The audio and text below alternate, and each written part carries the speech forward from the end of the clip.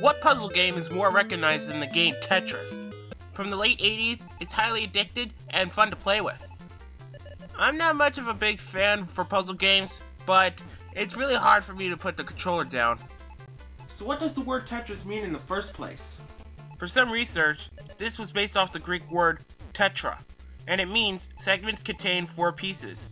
And it makes sense that every shape in this game is actually made out of 4 blocks. Cool! The oddest thing, there are 2 versions of Tetris made for the NES. One made by Nintendo, and the other made by Atari. This one's a little bit to come across, but it was made first. We'll start off with this. This Tetris is labeled the Soviet Mind Game. Sounds silly. Now to get started, you get to choose your gameplay, select the level to start off with, and choose the best background music. It's like a mini jukebox.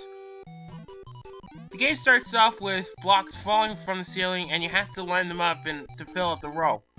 The blocks are coming to different ways, like a square, L block, reverse L block, squiggly, reverse squiggly, T block, and the line piece. Mostly the line piece helps me out when I'm in a sticky situation. Now the longer you play this, you will manage to delete multiple rows to perform a double, a triple, or even a Tetris. It's a good thing that this doesn't happen in real life.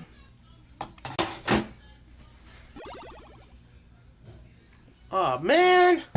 The concept for this game is so simple. Now once you get to reach 30 lines, you get a short intermission with some Russian dancers.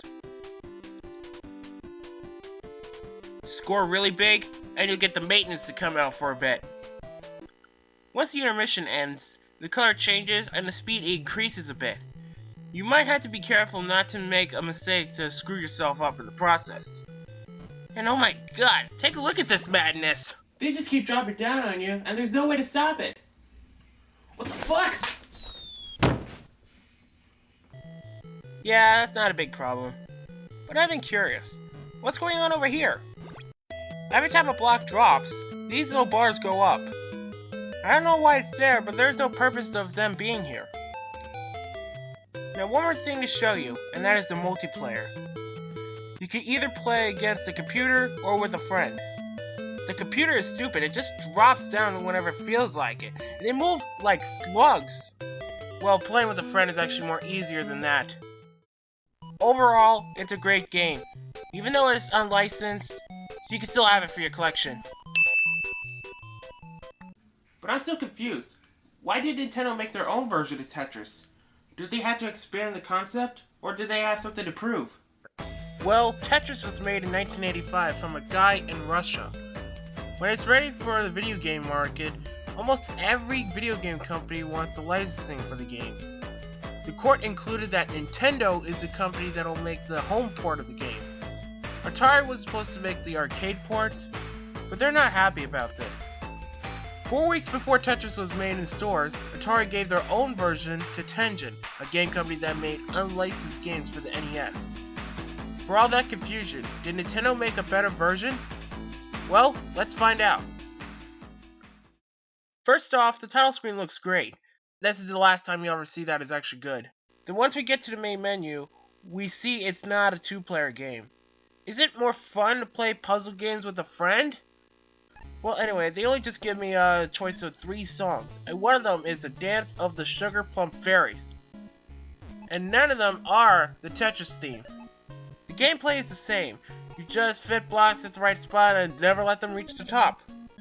The weirdest thing that happens every time when I get a Tetris, it kinda looks like the screen is flashing like I'm getting a fucking seizure.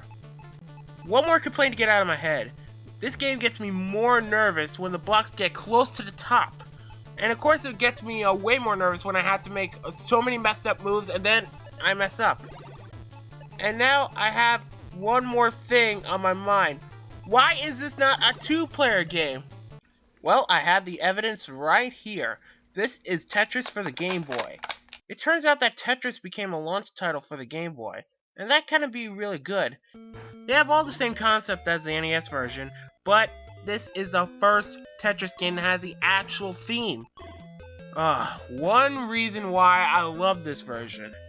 And the reason this version is a two-player game is actually to experiment with the extension port for the Game Boy. Yeah, it'll able to actually link two Game Boys at once to battle your friends. Whoa, I'm starting to get a headache right now. I think I should stop right now. Okay, I think I had enough of this. So anyway, any version of Tetris is actually really good for your collection. It doesn't matter which version you get, as long as you have Tetris, you got Tetris. Well, I'm not going to play this for a long time.